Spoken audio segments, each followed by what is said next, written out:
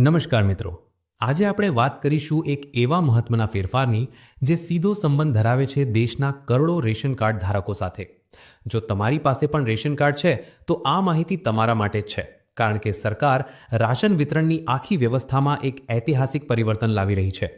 સીધો લાભ, વચેટિયા મુક્ત વ્યવસ્થા.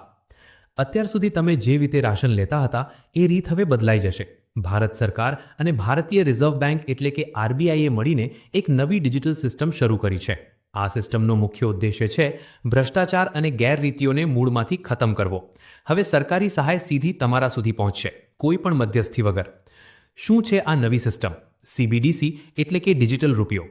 આ નવી સિસ્ટમનું નામ છે સીબીડીસી એટલે કે સેન્ટ્રલ બેંક ડિજિટલ કરન્સી. તેને સરળ ભાષામાં ડિજિટલ રૂપિયો પણ કહી શકાય.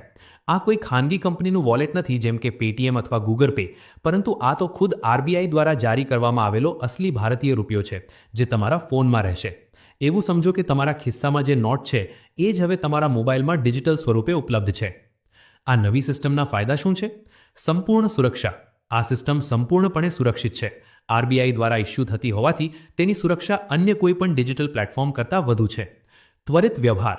પૈસા તમારા ખાતામાં ફટાફટ ટ્રાન્સફર થશે, જેથી રાહ જોવાની જરૂર નહીં રહે. પારદર્શિતા. આખી પ્રક્રિયા એકદમ પારદર્શક છે. કોને કેટલા પૈસા મળ્યા, ક્યારે મળ્યા તેનો સંપૂર્ણ હિસાબ રાખવામાં આવશે, જેથી કોઈ ગેરરીતિ થવાનો સંભવ નહીં રહે. છેલ્લી તારીખ યાદ રાખો, 31 માર્ચ 2026.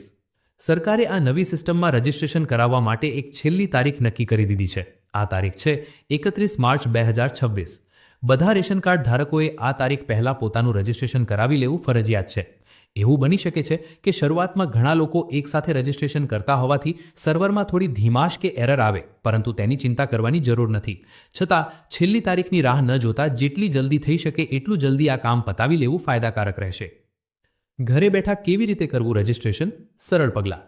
ચાલો હવે સ્ટેપ બાય સ્ટેપ સમજીએ કે આ રજિસ્ટ્રેશન પ્રક્રિયા ઘરે બેઠા કેવી રીતે પૂર્ણ કરવી. આ પ્રક્રિયા એકદમ સરળ છે.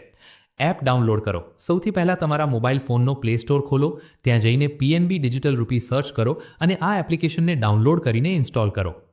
ખાસ ધ્યાન રાખો, આ એપનો ઉપયોગ કરવા માટે તમારા ફોનમાં સ્ક્રીન લોક, પેટર્ન, પિન કે ફિંગરપ્રિન્ટ હોવું ફરજિયાત છે.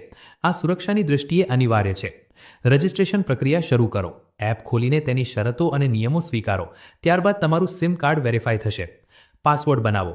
એપ માટે એક સુરક્ષિત પાસવર્ડ એટલે કે પિન બનાવો. આધાર વેરિફિકેશન. હવે તમારો આધાર નંબર નાખો. તમારા રજિસ્ટર્ડ મોબાઈલ નંબર પર એક ઓટીપી આવશે, જે નાખીને તમારી ઓળખ ચકાસો. વોલેટ પિન બનાવો. પૈસાની લેવડદેવડ માટે એક 6 આંકડાનો વોલેટ પિન બનાવો, જે તમારે દર વખતે પેમેન્ટ કરતી વખતે નાખવો પડશે. કેવાયસી પૂર્ણ કરો. છેલ્લે કન્ટિન્યુ પર ક્લિક કરો. બસ, તમારું રજિસ્ટ્રેશન સફળતાપૂર્વક પૂર્ણ થઈ ગયું. વોલેટનો ઉપયોગ કેવી રીતે કરવો? રજિસ્ટ્રેશન પૂરું થયા બાદ તમારા વોલેટમાં શરૂઆતમાં ઝીરો બેલેન્સ દેખાશે. આ જોઈને ગભરાવાની જરૂર નથી. એનો અર્થ એ છે કે તમારું ડિજિટલ વોલેટ સક્રિય થઈ ગયું છે અને હવે સરકારી સહાય આવતાની સાથે જ તેમાં પૈસા જમા થશે. હવે જ્યારે પણ તમે રાશન લેવા દુકાને જાઓ ત્યાં એક ક્યુઆર કોડ લગાવેલો હશે. તમારે આ એપ ખોલીને તે ક્યુઆર કોડને સ્કેન કરવાનું છે અને તમારું વોલેટ પિન નાખીને પેમેન્ટ કરવાનું છે. રાશન મેળવવાની આ નવી અને સરળ પ્રક્રિયા છે. એક મોટા ડિજિટલ પરિવર્તનની શરૂઆત. આ ફેરફાર માત્ર રેશન કાર્ડ પૂરતો મર્યાદિત નથી, પરંતુ તે ભારતમાં થઈ રહેલા એક મોટા ડિજિટલ પરિવર્તનની શરૂઆત છે. આપણે વિચારવું પડશે કે શું આવનારા સમયમાં સરકારની અન્ય કલ્યાણકારી યોજનાઓના લાભો પણ આ જ રીતે સીધા આપણા ડિજિટલ વોલેટમાં મળશે? આ એક વિચારણીય પ્રશ્ન છે જે ડિજિટલ ઇન્ડિયાના ભવિષ્ય તરફ ઇશારો કરે છે. તો મિત્રો, આ હતી તમારા માટે એક મહત્વની માહિતી. આ નવી સિસ્ટમથી ન સિર્ફ તમારો સમય બચશે, પરંતુ સરકારી લાભો સીધા અને સુરક્ષિત રીતે તમારા સુધી પહોંચશે. સમય રહેતા આ પ્રક્રિયા પૂર્ણ કરી લો, જેથી ભવિષ્યમાં કોઈ અડચણ ના આવે.